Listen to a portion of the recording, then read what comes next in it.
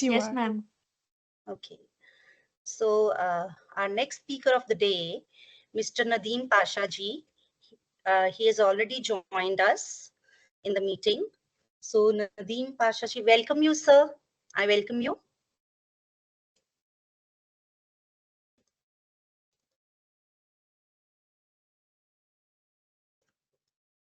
Can you hear me, Ripin? Yes, yes, sir. Yes, sir. You are audible, sir.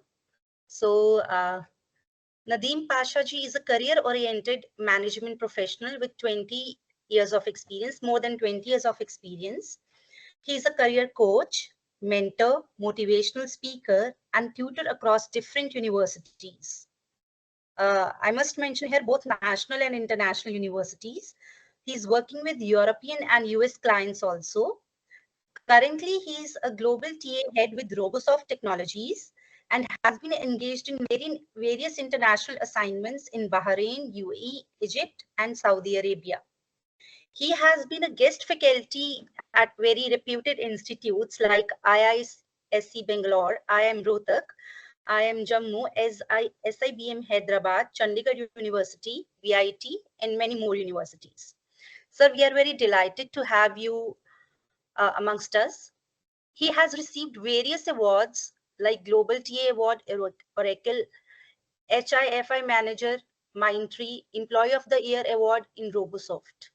Sir, I hope your today's session on smart factories will be an eye-opener for our participants. Over to you, sir. We are delighted to have you amongst us. Over to you.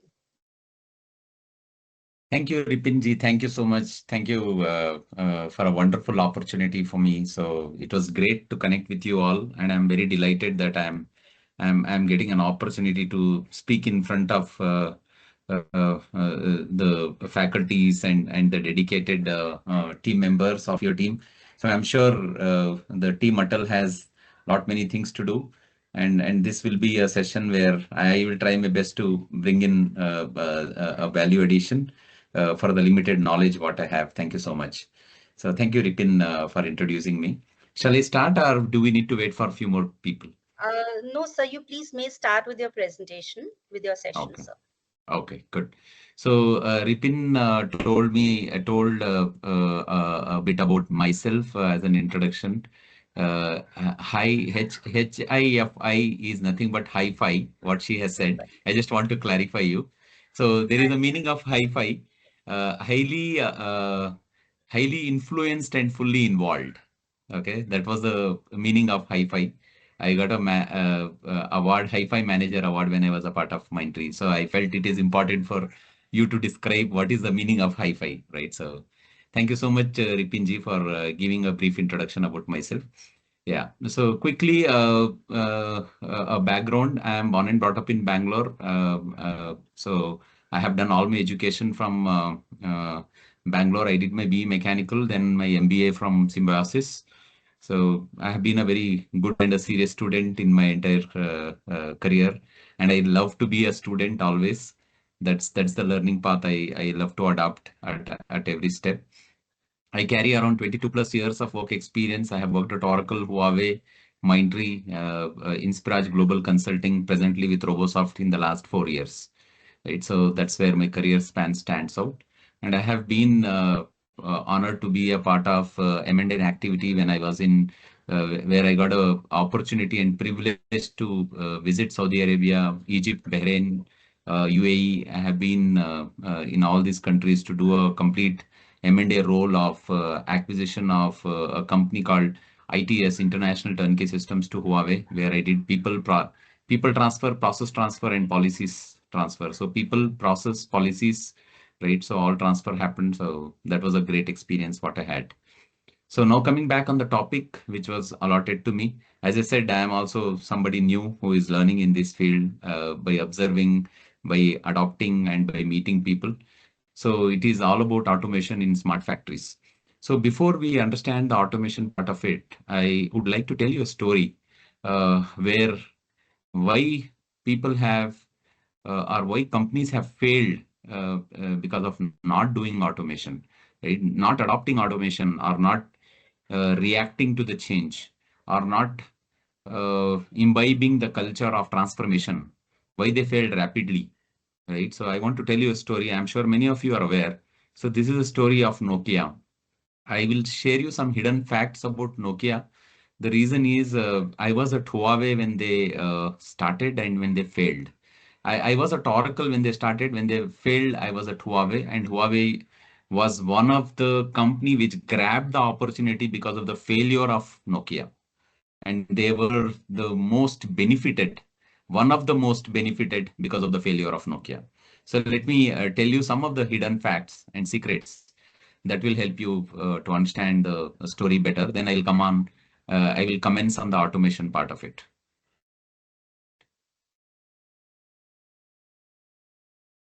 Is my screen visible? Somebody, Ripin, can you No, help me to tell? no, sir. My screen not visible? Visible. Okay, okay, okay, okay. It's visible, It's right? visible.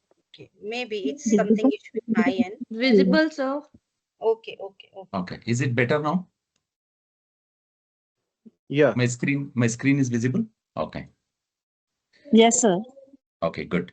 So I'm sure many of you are aware, or at least some of you are have seen this phone, right? So still my father uses this phone for alarm to wake up at 4:30 a.m. Because yeah, he's around 87-year-old, doesn't operate the smartphones, but still he uses Nokia phone for alarming. Actually, this photo is a live photo where my father is holding this phone. That's where I captured this and I have pasted here. Right. So, story of Nokia, it is all about death of brand. I'm sure this might be a little bit repetitive to many of you, and it will be little interesting to some of you who has not heard about it. So, in the interest of time, I will not take more time. I'll just end in 5 to 8 minutes. So, giving a brief background before coming on the automation for the smart factories, right? So, what happened to Nokia? So from global king to forgotten brand, the untold story of Nokia's, right? So once upon a time in the year 2000, yeah, somebody will admit, right? So yeah, okay. So once upon a time in the year 2000, Nokia was unstoppable. So if you go back and check the story, 7 phones used to sell every second 7 phones, which is nothing but 70% of the total market gain. And mobile phones was just booming that point of time, cell phones, and everybody loved to have Nokia phones. In fact, I had 3 Nokia phones before I switched on to a smartphone, right? So that used to be the brand, and that used to be the kind of a dazzle and the flash what they have acquired. So by 2010, right, the mighty empire had crumbled. So it was a decade history from the beginning to the fallen, right? So death of the brand happened in a matter of a decade, which is 10 years, right? So what went wrong? How did Nokia lose its throne? So 1865, they began as a paper company, right? Then they realized they need to grow because they don't want to be in a wireful situation of the speaker and the receiver to ensure that there are proper telephones where you need to interact, and there is a dependency where you need to be at home to have a landline and you need to speak, right? So they got into the mobile phones where you can carry, and wherever you are, you love to interact with people. So they made the interaction very easily and very seamless. In fact, the time the mobile phones have started, in fact, it killed many other durables which we used to have it in a normal life, right? So it killed the calculator. I'm just giving a simple example. It killed the calculator because calculator used to be a different a device or a instrument altogether, right? So there was no calculator needed. Over a period of time, when the smartphone came, it killed almost 16 different devices. Okay, so that used to be the popularity of the phone. So Nokia, first thing they impacted was Casio. That used to be the biggest manufacturer of calculator. It crumbled big time, having these hard phones of Nokia, right? Plus, they killed almost all audio systems, right? Sony was the biggest impact because you can start listening to songs, so you don't need speakers, you don't need a type recorder or a radio, right? That got vanished. just having the hard phone. I'm talking about the hard phone. In fact, smartphones have killed many other devices, but hard phone killed the necessity of a radio or a tape recorder, which used to be there once upon a time. It killed calculator. It killed over a period of time. It killed the transaction of seamless transactions of. Sorry, I think somebody will take care of this, I believe. Yeah. Yeah. So it killed lot of other devices because mobile phone became a normal usage for an individual. So what happened to Nokia? So Nokia, one second. Okay. Then came the cracks of Nokia's fall, right? So missed the smartphone revolution. In a span of a decade, they missed it big time because they ignored the rise of touchscreens and apps, letting Apple and Android surge ahead, right? So Apple started coming into the frame, Android, iOS started coming into the frame. So slowly they missed that revolution of smartphone. Then what they did, because Microsoft is a big brand, they felt if they get acquired with Microsoft, their popularity and they can rename it and they can do better, right? So they started acquiring with Microsoft, and they felt like they can gain the popularity, right? But what happened is Windows Phone platform struggled to gain traction, right? Windows was not something an R, or the need of the hour for the people, right? It never became popular or successful. In fact, it synced much more heavier after Microsoft acquired Nokia. So unfortunately, nothing happened. So people still believe, right? It's a general human tendency and a psychology. They believe if you are falling, if you associate yourself with a bigger person, you will tend to rise.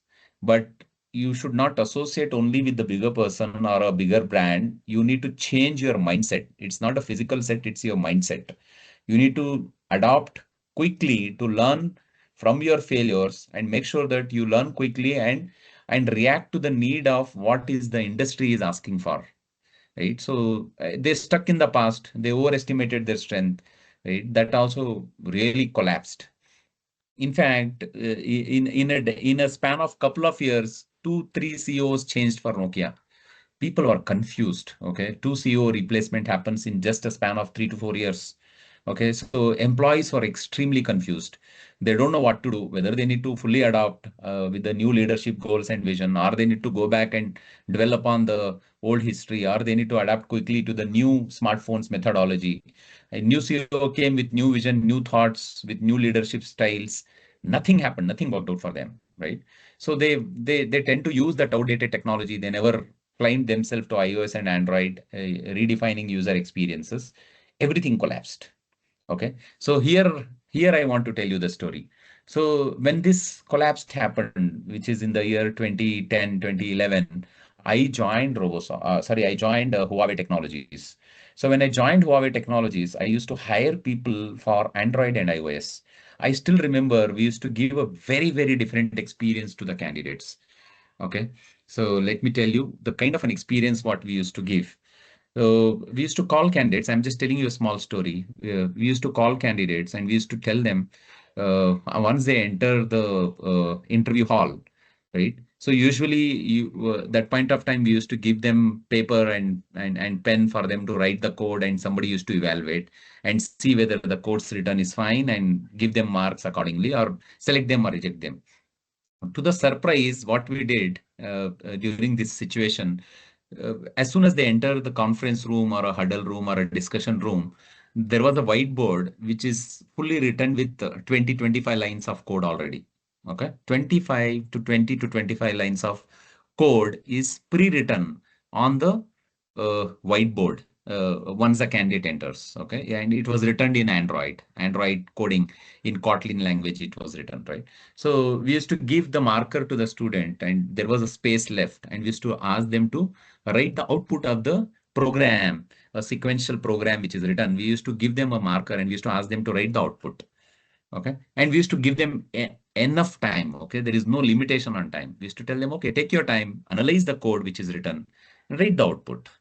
And this was completely in Android. And that was the time Android was surging. Okay. So the candidate used to take a marker, sit there for quite some time, analyze each of the lines. Okay. Then go back and write the output of it. Anybody who writes the output they are rejects. Anybody, I'm repeating, who writes the output of the program which was written on the whiteboard is the reject. Right? So that was too surprising. So the question is, we need to hire a smart candidate because we are building smartphones. Okay. So the smart candidate is somebody, right, in the program, how to crack this, right? So the smart candidate is somebody who has the courage to tell us we are wrong. Let me tell you again, the smart candidate is somebody who has the courage to tell us we are wrong. One. Okay.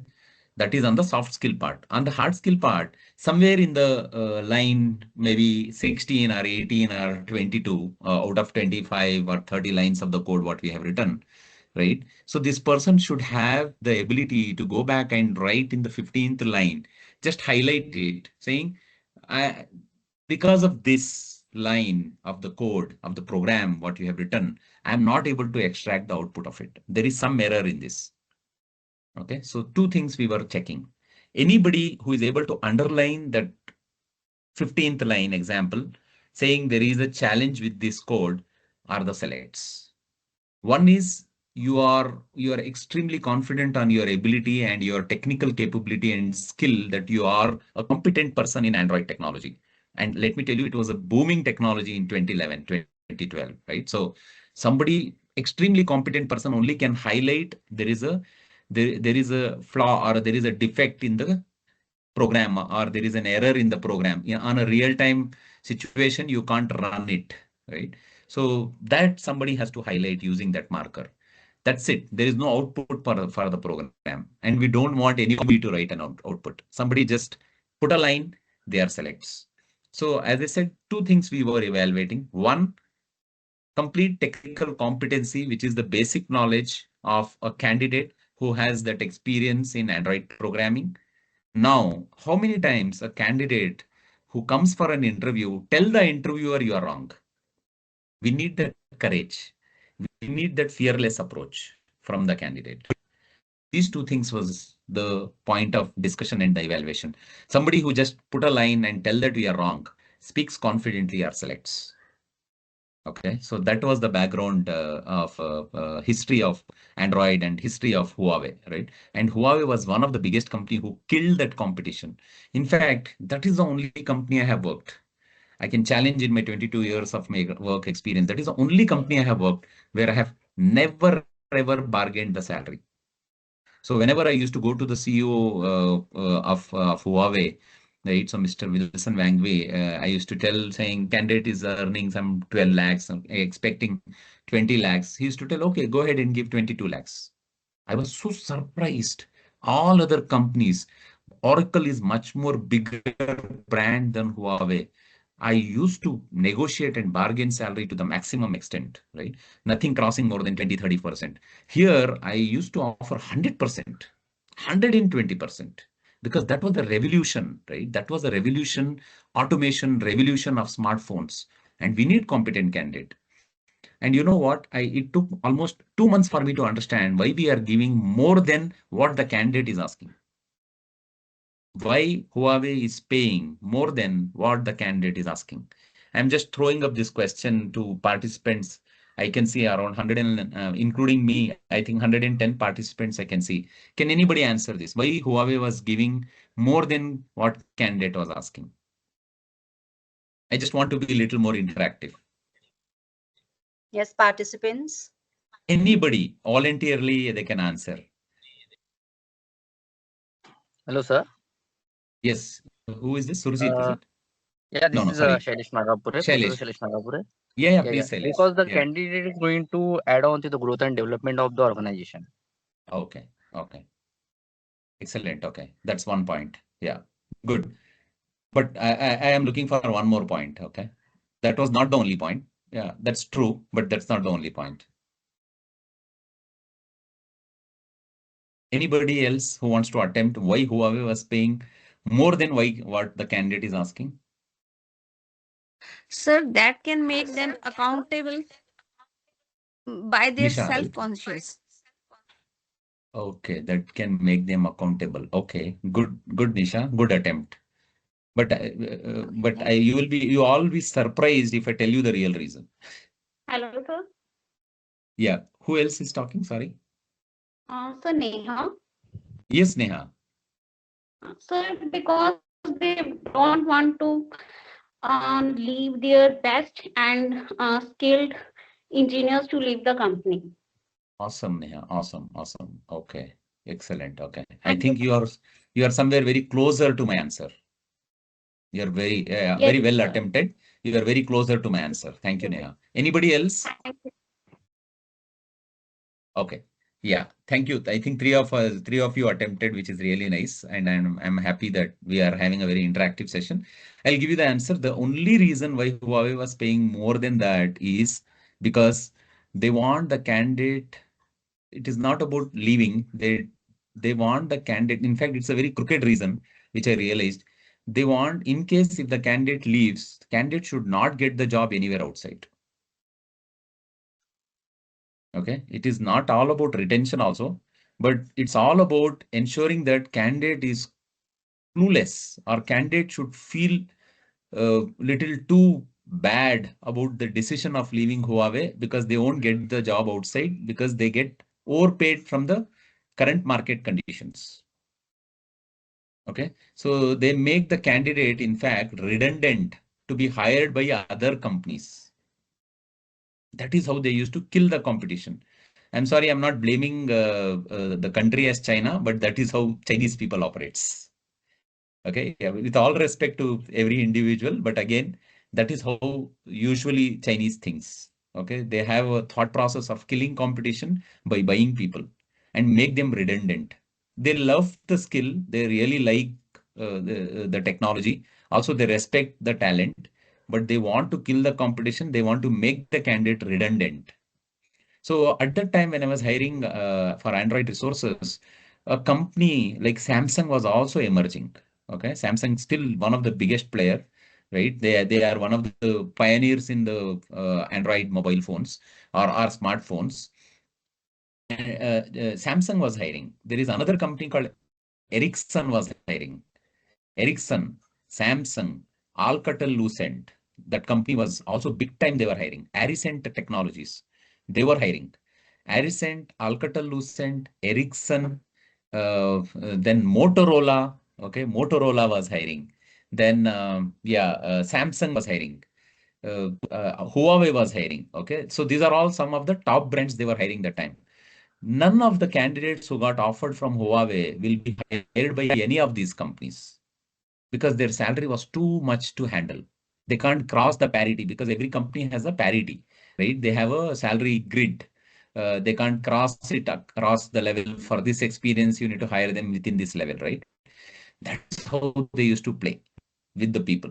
And I have also observed the people whom we used to hire, they used to give them an on-site opportunity. That is another luring factor for any candidate who joins Huawei, right? We used to tell them or we used to sell them saying there will be an exciting on-site opportunity for you post joining us and give them good salary.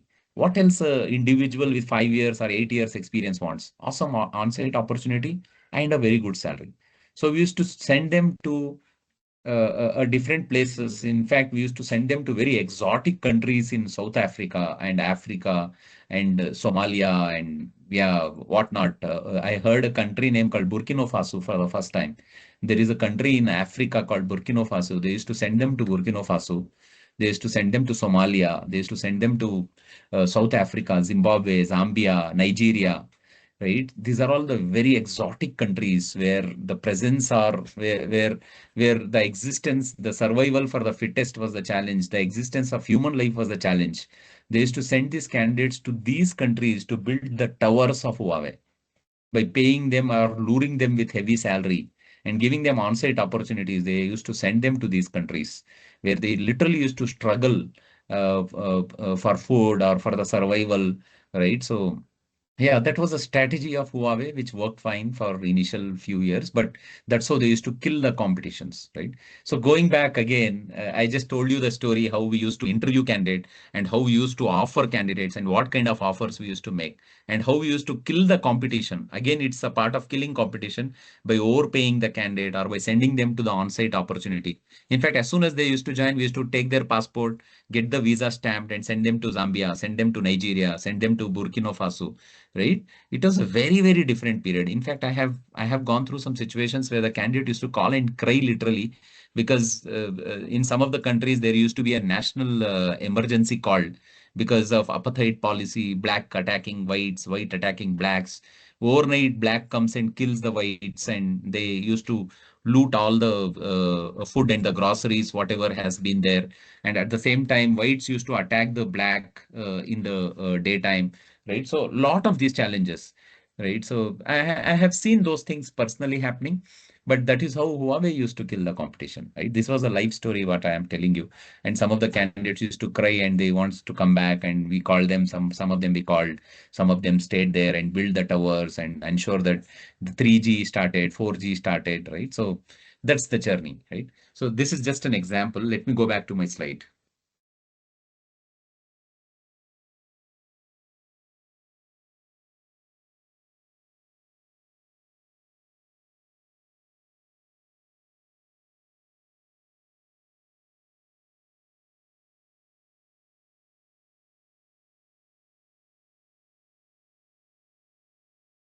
Can you all see my screen again? Yes, sir. Okay, thank you. Yes, sir, it Yeah. is visible. Yeah, this is where I stopped. Okay. So these are all happened, right? Rapid organization change, multiple CEO changed. They failed to understand the technology. They failed to transform themselves to and adopt the new technology. All this happened, right? That's the reason. That's the reason Nokia started failing. So what are the lessons learned? Okay. So these are all the simple lesson learned, my friends. No matter how big you are, failing to innovate is the fastest way to fall. If somebody wants to fail fast, they don't have to innovate. They just have to sit quietly without doing anything. Somebody will come and overrule. No fault, but somebody will sweep you. Somebody will kill the competition. Somebody will make sure that you never exist in the market, right? No matter how big you are, but if you fail to innovate, that's where you fail the fast. That's the fastest way of failing. Next, anticipate market trends and continuously change to meet customer expectation. If you don't understand what are the market trends, because this changed over a period of time, right? So human being psychology, we never used to have the same Nokia hardset, right, with us. So hardset became smartphones, right? Smartphone brought in a lot of features, right? Camera, videos, right? So all camera business, all your Konica, Kodak, and all other big companies, Canon and all stopped because you got the camera, you got the videos, you got the printing technology, you have calculator, you have mobile way of evaluating, right? So many things, so many things got innovated, right? So almost all other big companies started closing because a single handset, smartphone, used to do a job of 15 other devices, right? So if you don't anticipate what people are liking, what is the entire crowd liking, right? How the customer is behaving, then nothing will happen to you, right? You will stay where you are and you will fall tremendously. So Nokia failed to understand the market trends and they did not adapt quickly based on the customer expectation. They fall. Unwavering commitment to adaptation is the key. So you need to adapt every single minute, right? So whatever the change that is going to happen, you need to be quick enough to adapt it and you need to be quick enough to action it. One is adaptability, second is actions, third is the results. If you don't adapt, if you don't action it, you won't get results, right? So Nokia failed to do. That's the lesson learned. Strategic decision at right time is highly critical. So if you don't take a strategic decision, you will fall, right? So they failed to take a decision. They changed the CEOs. A lot of management changes happened in a span of 3 to 4 years. Two CEO changed. The mindset of the people changed. Employees working with Nokia, they were literally in a confusion whether to stay, whether to move out, whether to bring in innovation, whether to quit the job and join Samsung or Huawei or Ericsson or any other big companies, right? So all confusion, right? Decision did not happen. Who took the advantage? All the companies, whatever I said sometime back, they are the one who took the advantage. Samsung, Huawei. I remember Huawei launched something called as AscendMate. They launched something called as Honor 6. I was there at Huawei when they launched Honor 6. Okay, so and I still remember very well. I have a business card with me. That was the time IPL was booming, and in fact we called Daniel Vettori, we called Virat Kohli, and we called Vijay Mallya. Vijay Mallya was the owner of RCB. If you are cricket fans, you might be aware. Royal Challengers Bangalore IPL team. Vijay Mallya was the owner. Huawei office in Bangalore, in Old Airport Road, Leela Palace. We had our office. We invited all these three gentlemen as a brand ambassadors. Okay, so Vijay Mallya, Daniel Vettori, and Virat Kohli, all three gentlemen came, and they are the one who launched the Huawei Honor 6 phone. And we all our business cards, right? We printed principal RCB principal sponsor for Huawei, and with a photo of Honor 6 phone. That is how the marketing went. And we started doing a lot of quizzes in the office, somebody answering well. Some 50 people every week used to get a ticket for 2 tickets for IPL in Bangalore Chinnaswamy Stadium.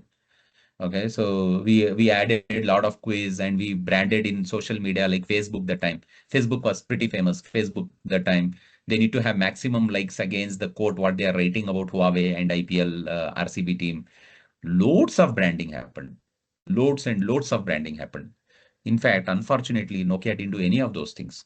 I am eyewitnessing it because I was a part of that innovation when Nokia failed and company like Huawei, Samsung and all boomed. I know so many things in detail because I was a part of that transformation journey what Huawei took over. Okay, so in a span of a year, Huawei being a 1200 company, it became 2500.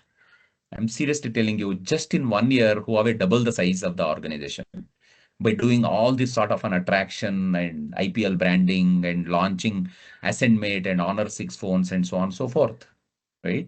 And giving candidates a very double the salary what they are asking, right? Giving them on-site opportunities, luring people with little bit of cunning approach, right? All these things happen. It's a fact. Fact remains the fact. So finally, what are they doing now? What is Nokia doing now? Nokia is currently focusing on transitioning away from consumer hardware and expanding into new areas such as network infra, 5G and cloud and other network. Right. So they are moving from the hardware and they are doing some networking stuff. And they are owned by a company called HMD Global now, right? Nokia originally they sold it to Microsoft, who operated under the name Microsoft Mobile, but nothing happened. Okay, nothing happened. Still, they are figuring it out what they need to do, how they need to do, what kind of thought process they have, and how they need to emerge back into the industry. Right? They are still figuring it out. It's not been easy for them, but still they have failed. Right? The brand which lived like a king for a decade died rapidly because of unfortunate stuff, right? Because of lack of approach, lack of leadership qualities, right? A lack of innovation and resistance to change. All these things has killed the brand, right? So yeah, this is quick about the story, what I have to say. So now I will open up to our audience. Any questions here? Any thoughts? I still have more to cover, but just thought any questions while narrating this story.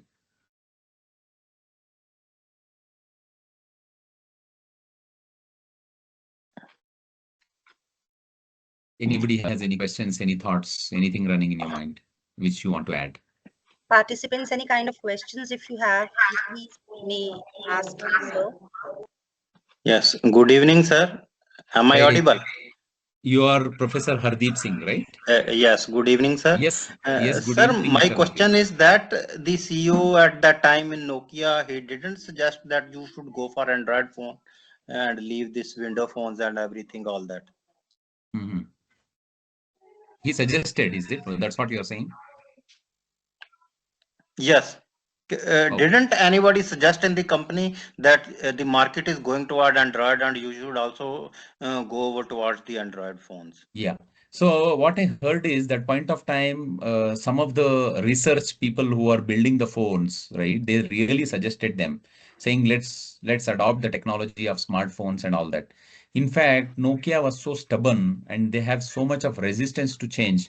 They started questioning back to them saying how this technology will survive, right? So they were never felt like touch screen will come in play. Okay, in the touch screen, the LEDs and LCDs, how it will help, or how the phone can capture the picture of a person, which can turn into a camera, which can turn into a video. They had huge resistance that this is not possible. It is not at all possible for them to change. Nobody else can change is what the resistant, the mindset of the senior leadership carried that point of time. They were very stubborn in approach, Mr. Hardeep. That's what I heard. And that's the reason, because of that stubborn approach and lack of conviction and confidence, that the LCDs and the cameras and videos in the smartphones will change the world has drowned them heavily. Right, sir. Thank you for the answer. Any questions from anybody? Okay, so I'll move on.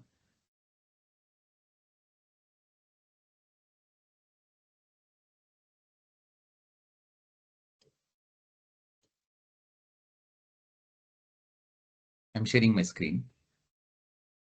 Okay.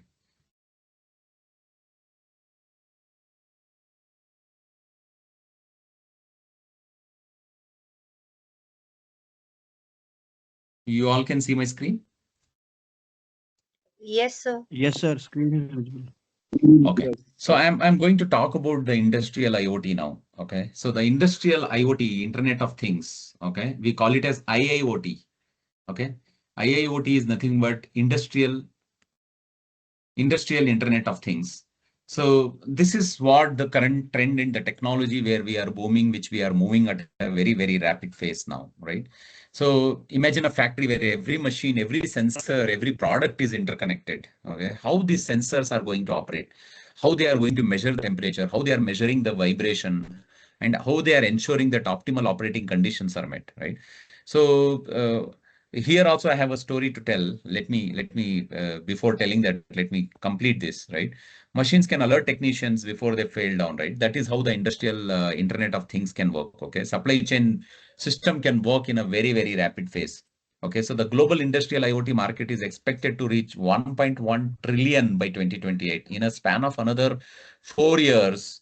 Yeah, we are in 2025. In the span of another 3 years, the IoT, industrial IoT market is expected to grow by $1.1 trillion. That is how things are reacting. Okay, by saying this, I'll just give you one more example. So I have a friend of mine who is a global TA head working in Rolls-Royce. Okay. So myself and him worked in the previous companies. So he got an opportunity to lead the TA team in the Rolls-Royce. So once I happened to meet up with him in his office, and I heard a very interesting story about Emirates Airlines. Okay. So the Emirates Airlines engine earlier used to design by a company called Pratt and Whitney. Okay. Pratt and Whitney used to design the cockpit and the engine of a Airbus and the Boeing of Emirates Airlines. Over a period of time, they failed. Pratt and Whitney failed to produce the quality that is expected from Emirates. Emirates, anybody think about Emirates, right? I don't see anybody think a better Boeing or a Airbus than Emirates. Okay, somebody who has flown in Emirates can understand the sensitivity and the pleasure and the luxury of flying it, right? So that's the kind of a comfort everybody love to expect, and then the comfort and the customer delight they are giving day by day is increasing, right? It is increasing the brand, it's increasing the happiness of an individual. Finally, customer pays for it, right? So they had Pratt and Whitney design it. Finally, once what happened is they started finding an error in the design and the structure of a cockpit, because it was not supporting the pilots who are going for a one-way ride of 18 hours journey non-stop. 18 hours journey non-stop. They are flying and they found a discomfort in flying the Emirates Airlines for 18 hours of journey. Okay. So that's where they decided they want to go with GE Aviation. Okay. right? GE General Electric, or yeah, General Electric Aviation Company started designing the cockpit of a Emirates Airlines. Okay, what did they do? They added some more features in the industrial IoT, Internet of Things, like they ensured earlier it was used to be only one pilot managing the entire ecosystem of Emirates Airlines, and it used to take a lot of toll on the human body. They added somebody called a alternate pilot who can take the shift and make sure that the pilot doesn't get tired in the entire journey. One, and they increase the size of the cockpit by removing some of the anomalies which was already there, designed by Pratt and Whitney. Like example, they had the space earlier was too congested for a pilot to stretch the legs. Okay, so they removed some of the anomalies and they made it little more comfortable so that pilot is carrying so many people. It's a personal responsibility of him or her, right? So they designed a little bit better. And Pratt and Whitney, they felt, yeah, giving a good seat allows the pilot to drive better. But giving the good seat is also allowing the pilot to go into a comfort zone, right? Which is risking the life of a person. So they designed a seat in such a way it used it used to give a very alert feeling. At the same time, it never used to hurt the back of a pilot. Okay, so the aerobic conditions what they brought in, right, it never allowed the pilot back to be hurted. As well, it gave some sufficient space to stretch the legs and make sure that the journey goes fine. Okay, so and also the engine, the design what they made in the engine, right, it used to accommodate heavy amount of fuel capacity. The capacity of a Pratt and Whitney airlines was lesser, but they have added more and more gallons of oil can be stored, which can give a uninterrupted long supply of fuel while the journey is accomplished. Okay, so that's the changes they brought in, and that was well appreciated. And they also redesigned the internal structure, and they ensure that passengers feel safe and passengers feels happy. In fact, I have flown in Emirates 4 times. You really feel happy flying in it, right? So you have a personalized a sort of a LED where you can see if you are a cricket lover, you can see cricket matches. You can see some fun videos. You can see some cartoons.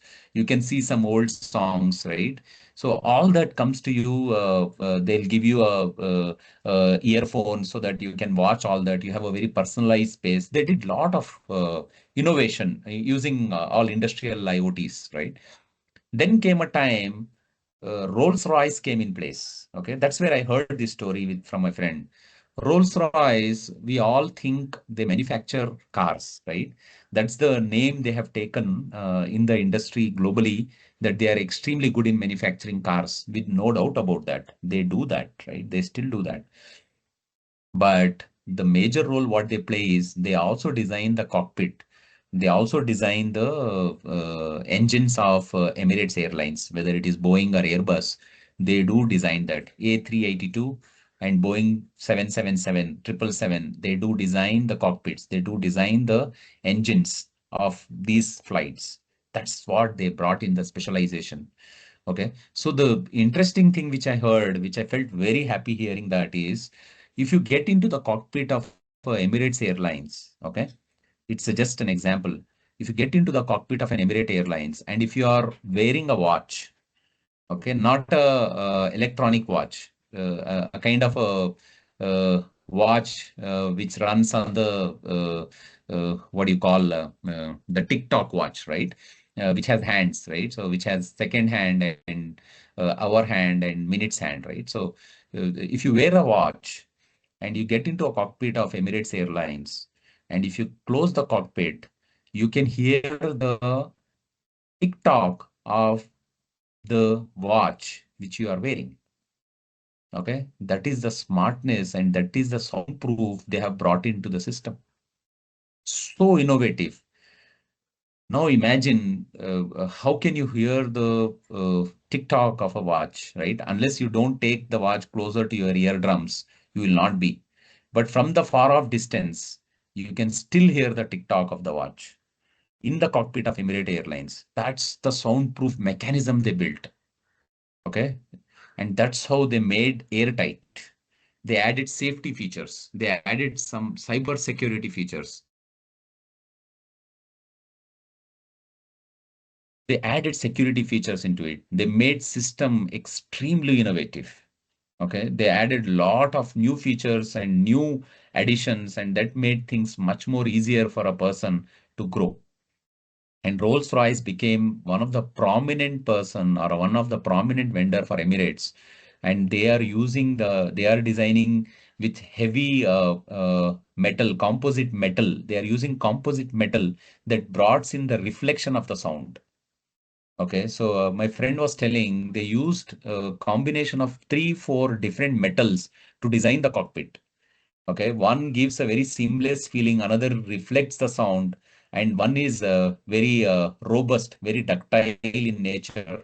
Another is extremely brittle in nature, right? So they brought in lot of combination of metals with a composite material using fabric technology that reflects the sound and ensures that it gives the safety. It is lighter in weight.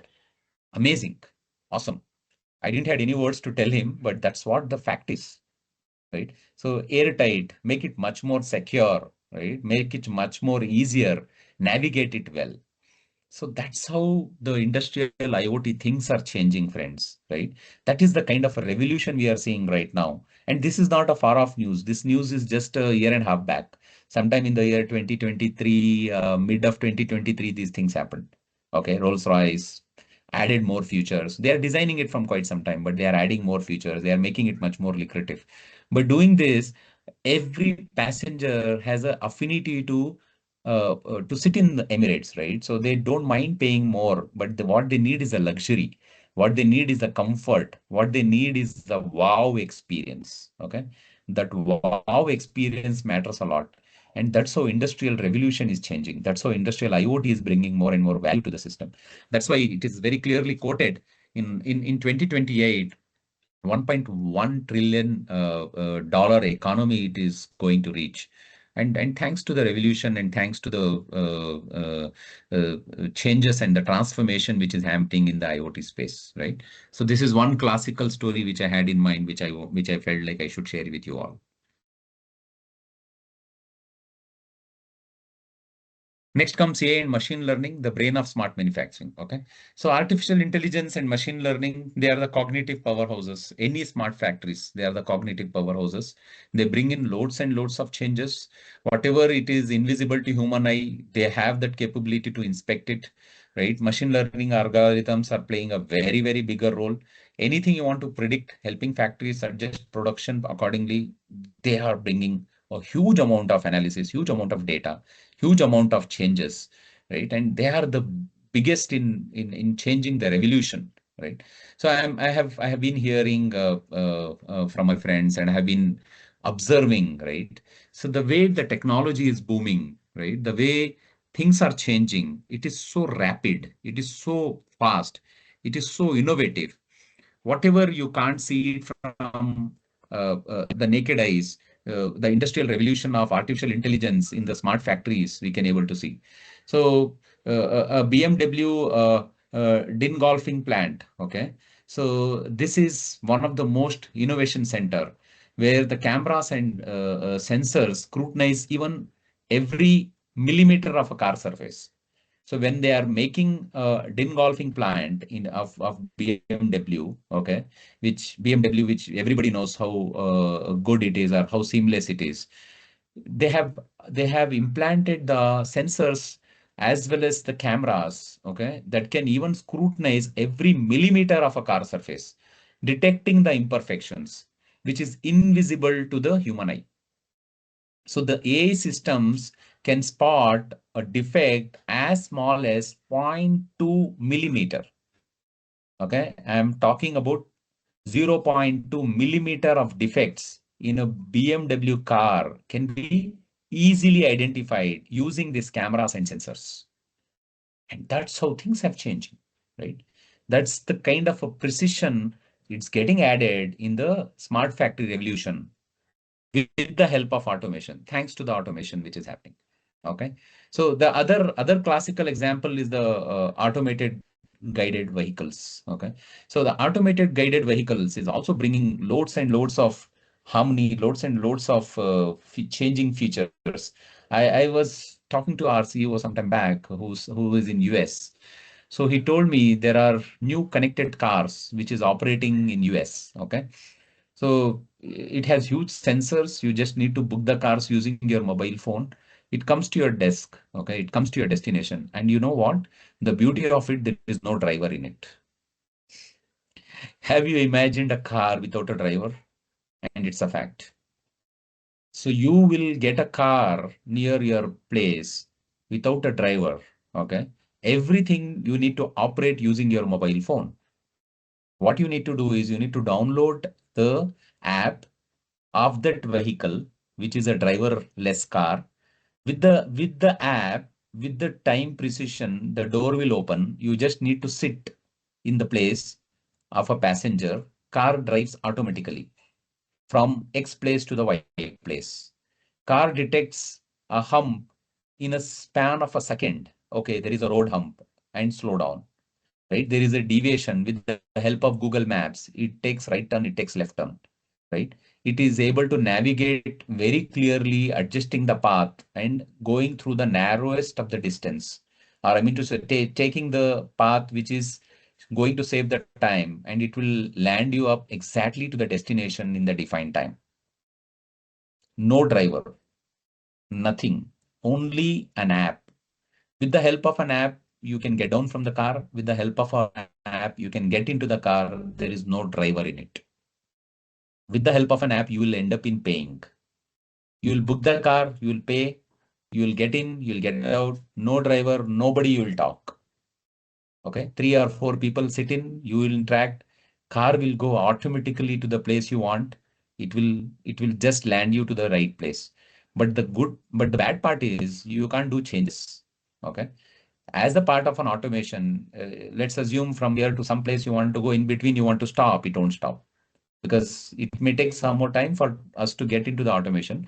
But by doing this, what I want to tell you, friends, is it has stopped the presence of a driver. Okay, so no need of a driver now.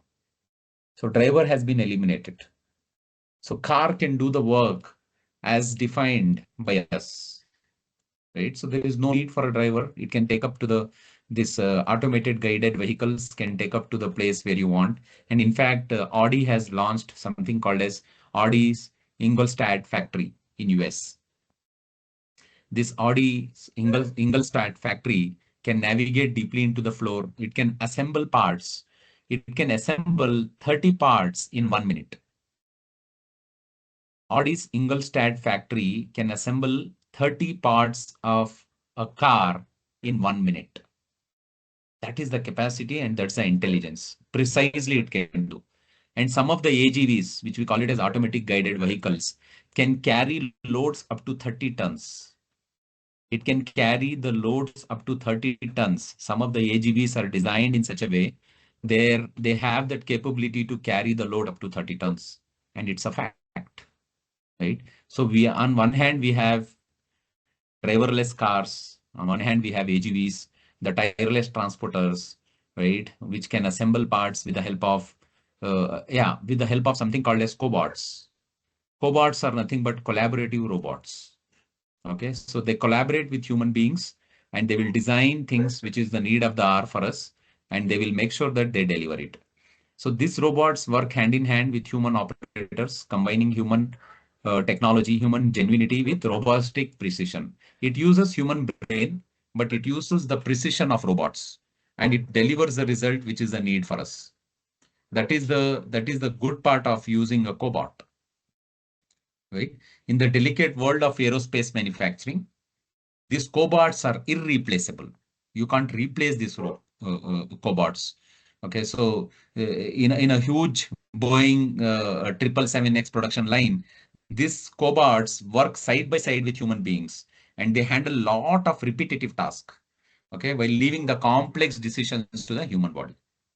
So they leave the complex decisions to the human beings, but they have the capability to do the repetitive task in a very seamless way.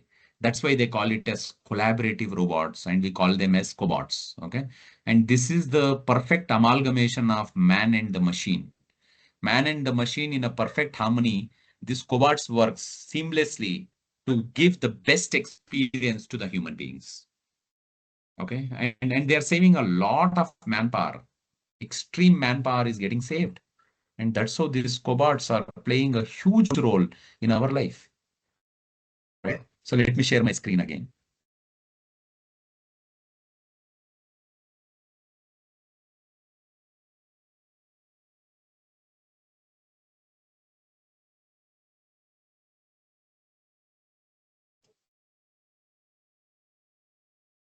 Yeah, I was talking about cobots, right? So they operate with human ingenuity and they bring in robotic precision. They have the capability to do the mundane, routine, repetitive tasks in a very seamless way. Human beings has the habit that we don't like to do the repetitive tasks because we have the tendency of boring, right? We get tired or we get bored. But this robots does it seamlessly, no challenges at all. They leave the actual real-time decision making to human beings, but they'll operate in a very, very precision way and bring these collaborative robots in a best possible way to make sure that they operate in a very flexible, seamless, and give the best user experience. So we have something called as autonomous mobile robots. Okay, so these robots can transport materials across the factory floor, optimizing logistics.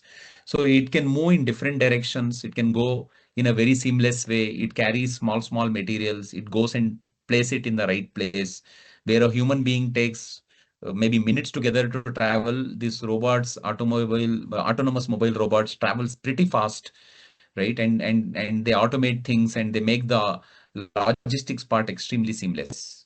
Okay, so these robots can be reprogrammed to handle different tasks, adapt to the changing production needs and environment. Imagine 30 parts of an Audi of an Audi manufacturing plant can be fixed in 1 minute. Can you think about a human being doing that?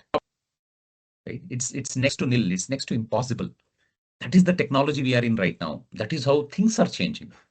That is how the muscle of automation is helping the human beings to navigate deeply and ensuring that we meet the desired standard.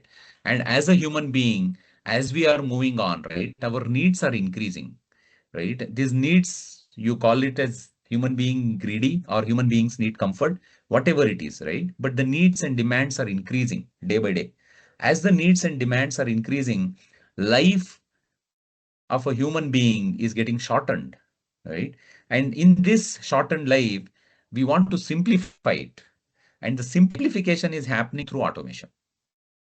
All simplification in the shortened life of a human being is happening through automation, thereby eliminating redundant tasks, redundant technologies, and redundant operators, repetitive work, mundane work, right? Tiresome work. All these things are getting eliminated, and it's a fact. Fact can't be replaced, and it is happening in the real time. Next comes the data analytics and predictive maintenance. Okay, the crystal ball of smart factories. What is happening here? So we are all working for a big data. We are all working in a smart factories to ensure that we predict the power and prevent issues before they occur. Okay, so whatever the challenges we are going to occur over a period of time, we are predicting it and we are going to avoid it. By analyzing patterns in machine performance, factories can schedule maintenance at a perfect time, not too early, not too late. If you do it too early, then the production of these things, once you do it early, if the sales doesn't happen, the product becomes outdated. Okay. If you do it too late, somebody else will grab the opportunity. So they understand the pulse of a person, right? So many people doesn't buy things for end of the year because next year they feel like, okay, it's 1 year over, right? Nobody likes to buy a mobile phone or a car or a two-wheeler or anything towards the end of December, though you get discounts of Christmas and all that, but people never buys that because in a span of 10 days, it becomes a year. If you want to buy something on 20th December, you will avoid doing it. Rather, you will buy it on 1st of Jan or the first week of Jan. Because if you ask somebody, they'll say, oh, we bought it in 2024. Then they'll say, oh, last year. Last year was just 10 days back, right? But that's the human tendency. But to avoid that, these predictive maintenance or data, big data and analytics helps a lot, right?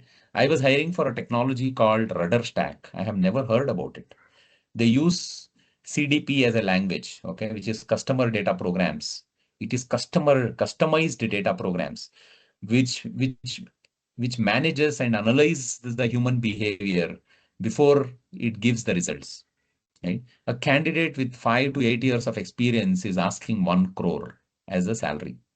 5 to 8 years of experience is asking 1 crore as a CTC, right? And Rudder Stack is considered to be one of the fast and the very prompt technology which is happening at a very faster pace. How do you hire them? How do you mitigate that risk? And if you don't hire, you are not running with the technology, you are running away from the technology. You will also end the fate of Nokia, right? If you don't run with it, if you run away from it, right? So you need to adapt it quickly. What are some of the related technologies which you can learn to become proficient? And if somebody says, I know this skill since 2 years, that person is lying.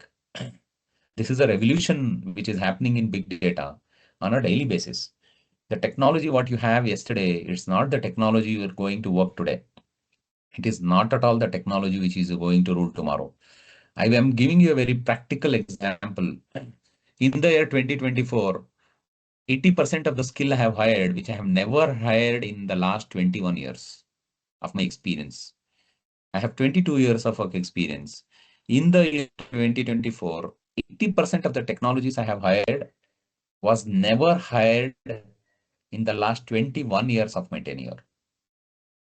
Where are we going? And what are we doing? And I'm not expecting to hire the same technologies in 2025. I'm expecting a big revolution with new technologies, with new skill getting added up. It's a fact. Analytics is going to play a huge role, right? Factories can compare their performance against industry standard and continuously improve. What is happening here?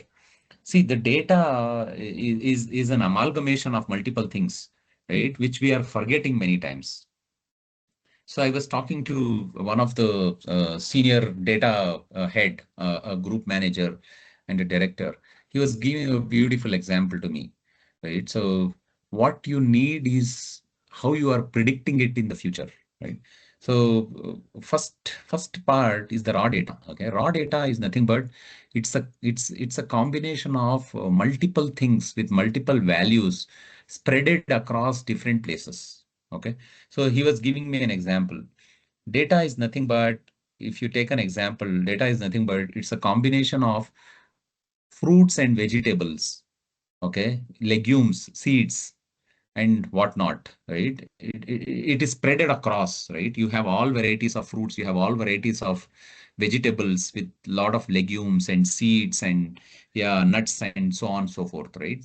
That is data. It is spreaded in across direction. You never know how it is, right? That is the form of a data which is available, which is raw, which you don't know. When you have so many fruits and vegetables and nuts and seeds and legumes and all, how will you prepare anything? Or how will you draw value addition from it? It is very difficult. The next form of data is information. Okay. So information is nothing but you know very well this data, whatever you have, can be used in a very informed way. Like example, I said, you have fruits, you have vegetables, legumes, seeds, and nuts, and so on, right? You need to ideally understand and segregate that these are all fruits, these are all vegetables, these are all legumes or seeds or nuts or so on and so forth, right? Or leaves or whatever, right? Roots or root system, shoot system, whatever.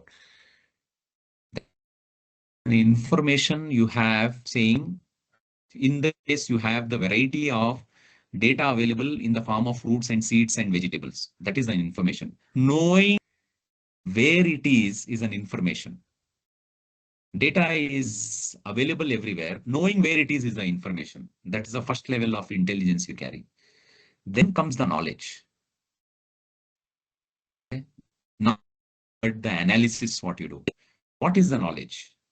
Knowledge is nothing but we so called as fruits and vegetables and so on and so forth. But are they really the fruits or the vegetable? Right? So tomato is a fruit. Nobody knows. Many times it is used as a vegetable. Right? Then eggplant is a fruit. Then you have okra, which we call it as lady's finger. It's a fruit, right? But oftenly we use that as a vegetable. Knowing that is a fruit is the third level of information in the data, which we call it as knowledge. First form is the data, which is a raw data. Second form is an information that you have raw data in that place. It's an information, which is the first form of intelligence. The second form of intelligence is the knowledge, knowing what is fruit and what is vegetable. Right? Everybody thinks that tomato is a vegetable, but it's a fruit. Same thing goes with maybe eggplant and others, right? They are all fruits. We call it as a vegetable. We use lady's finger as a vegetable, but it's a fruit, right? That's the third form of data, which is knowledge. Then comes the final form of data is wisdom. Okay. Where to use, when to use, and how to use is the highest form or the intelligence what one can gather. That is nothing but the wisdom, right? Knowing tomato as a fruit is the knowledge. Whether you want to add tomato in a fruit salad, it's a wisdom, right? Knowing it as a fruit is a knowledge, but not ensuring that you'll not put it in a fruit salad is a wisdom. Ensuring the data is used in the right manner is the wisdom. Knowing okra, which is the lady's finger, as a fruit is a knowledge, right? Do you want to use that using in a fruit salad or in a custard where all fruits are available, right? You will put the mix of fruits. Will you use okra there? You will never. You'll never use a brinjal or a eggplant. You'll never use tomato in it. Despite it's a fruit, are you using it? You're not. That is the highest form of data, which is predictive analysis. You are predicting it very cleanly. What is where and how are you using it? That's the highest form of intelligence of data. We call it as wisdom, right? So data leads to information, leads to knowledge, and finally wisdom, right? That is how things change. That is how technology changes. That is how rapidly we take over the technology and we start ruling it, right? So that's the big form of intelligence of data. Everybody loves to carry and ensure that we maintain it well, right? And we uses it well. So these are all certain clear-cut facts, which I thought I'll bring it to all your notice. And that becomes very imperative for us to make sure that we learn as a team. And we also use some of these approaches when we are in the classrooms, right? And when we are dealing with the students, I'm sure there are a lot of students, there are a lot of professors, right? So we need to enhance this knowledge and we need to better retain this knowledge as the learning strategies and help ourselves first, then help the students to retain that information more effectively. And this is one of the passive form of learning, right? So you need to go through little more details and have a deeper understanding by actively participating in some of the learning process. Students gain a lot of deeper understanding of that subject. Ensure that you have experiential learning, collaborate with people, network with them heavily, ask right questions, which is a part of prompt engineering. Ensure that you understand interactive learning techniques, right? That meets up with the digital world, that meets up with the student, that meets up with the faculties. You have the knowledge. Ensure that you gain a lot of practical insights so that your learning can get enhanced in a better way and make it much more easier and fruitful for a person to learn, right? It can be in the form of group discussion. It can be in the form of case studies and simulation. It can be a role play. It can be a experiential learning, right? Which can be internship or which can be embracing interactive learning techniques with the students, right? It can be with the tools. It can be with the content creation. It can be through the gamification, right? You have multiple ways to do it. So I suggest and I request each one of you to adopt some of these things so that your learning get enhanced. Whatever I said, most of them are real-time examples. Like I said, I worked in Huawei. That's how I know what they do, how they capitalize the market. I have a friend who worked in Rolls-Royce. That's how I got to know a lot of details about Rolls-Royce. I have I interact with lot of analytics people because I am hiring for analytics practice. That's how I know what is data, what is knowledge, what is information, what is wisdom, right? So please talk to people, interact with them, love to interact, network with them. So there is one famous strategy, right? Which there is a one famous proverb everybody loves to talk. Your network is your net worth. Your network is your net worth, and engage with right people so that your network get enhanced to a next level. If you are not networking, then that means you are not learning. Okay. And networking is better than not working. Networking is better than not working, because if you network, all you get is complete benefit of learning, growing, achieving the level of knowledge and wisdom you love to do. And it doesn't stop there. Okay, it can never be a full stop. It will always remain a comma. Keep putting comma and move on. There is no full stop for learning. By saying this, I would like to end my session. I know I have still 10, 12 minutes to go, but I would like to love to open up for questions. I have lot much to talk, but in the interest of time, I know it's around 9:15 now. I want to stop it, and I want to hear out from the audience any questions, any thoughts, or any ways which we can make our learning seamless and better. In the interest of time, I'll open up to the audience for questions in case if they have. Or Ripin, I am open to wind up the session. Thank you so much, sir. Amongst the participants, this session is now open for any kind of doubts or queries. If anyone is having any kind of doubt or query, may please interact with sir. Else I will wind up the session. So, sir, actually in chat, participants are like thanking you for the informative session. And personally, I would like to wind up the session, sir, on the behalf of Khalsa College of Engineering and Technology and ATAL AICTE FDP team. I'm really thankful that you spared your such valuable time, and the real time examples that you just quoted. It was like more easy for audience to perceive it. And as I know that you are a motivational speaker, the last line you said that your network is your net worth, right? And it's always that you make a network with right people so that you keep on learning. And I personally believe that once you stop learning, you start dying. So thank you so much, sir, again. And I hope we will be in touch for more other such sessions. Thank you so much. Any questions from anybody? Any feedback? I love to hear from anyone. Audience, sir is again asking. Hello, sir. This is Shailesh here. Hi, Yes. Sailesh. Am I audible? Yes, you Yes, are. yes, you Yeah, are yeah. audible. Yeah, thank you, sir. Thank you, Nadeem, sir. Very nice session. My question is regarding the data analyst point of view. So, which tools and techniques or technologies we should adopt so that we get to learn about more about data analytics? As I'm working as a professional, I'm working assistant professor. So that I can guide my students also from the data analyst point of view. Okay. So see, data analytics is a very vast field which is growing at a very faster pace. So what I suggest is, see, anybody on the data analytics skills, first thing, the basic of it for data analytics is an Excel. Okay. So somebody has to be very good in Excel in understanding the data analytics part of it. Okay. Then the next Okay. comes is SQL. Okay. So anything you do it on the data analytics, SQL plays a very important role. Okay. Which is on the MySQL or SQL Server. Right. So this Yeah. has a very high knowledge. Please make sure that Mm. students give due priority, because we check upon the basic SQL skills when we hire a data analytics candidate. Then comes little bit of advanced skill, which is on the data warehousing part, which can be, there are a lot of new tools like Snowflake, Amazon Redshift, Google BigQuery, Microsoft Azure, right? So some of these things have come up. So if they learn some of these things, they'll become well versed in this data warehousing and databases. Then obviously you have Okay. Amazon, Lexus, S3, Google Cloud Power Storage, BI.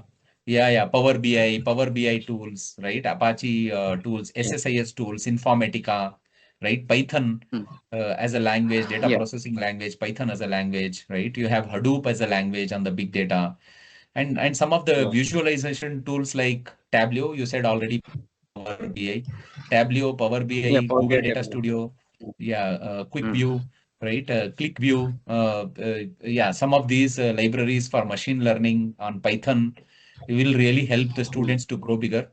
So my basic thing is Yeah. start with Excel, move to SQL, MySQL, NoSQL, then move to Power BI, Tableau, Python, right? And go to Snowflake, Yeah. AWS, on Amazon or Microsoft Azure or Google Cloud. Yeah, these are all good enough for a person to learn. Yeah. Thank you, sir. Thank you very much. Excellent. Thanks, Shailesh. Yeah. Yeah. Welcome, sir. Yeah. Any other questions from anybody? Any other participant for any kind of query?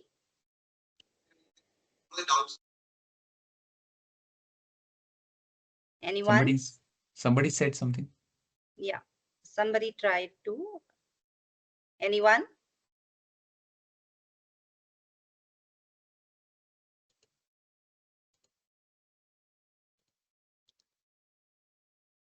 I think so. We should wind up this. Yes. Yeah. So, thank you once again on the behalf of Khalsa College of Engineering and Technology, and hope we will be having more such sessions in the near future, sir. Thank you. Thank you, Ripin. Thank you so much to you, Ripin, for organizing this session and ensuring that we had a great, knowledgeable session with all the students and with all the professors and faculties. So I felt extremely happy to interact with each one of you. So it's a great learning experience for me. And I look forward for many more sessions. And special thanks to Atul, who connected with Atul, sir. me. Dr. Atul. Dr. Atul. Dr. Atul, who connected with me separately, and Yes. we discussed and we initiated this program. So thanks to Atul, thanks to Ripin, and the rest of the participants. I'm sure you have enjoyed a lot, and there was a lot of key takeaways from the session. So Thank you, sir. Thank you, sir. Thank you very much. Thank you. thank you. Bye bye. Bye. Thank you, sir.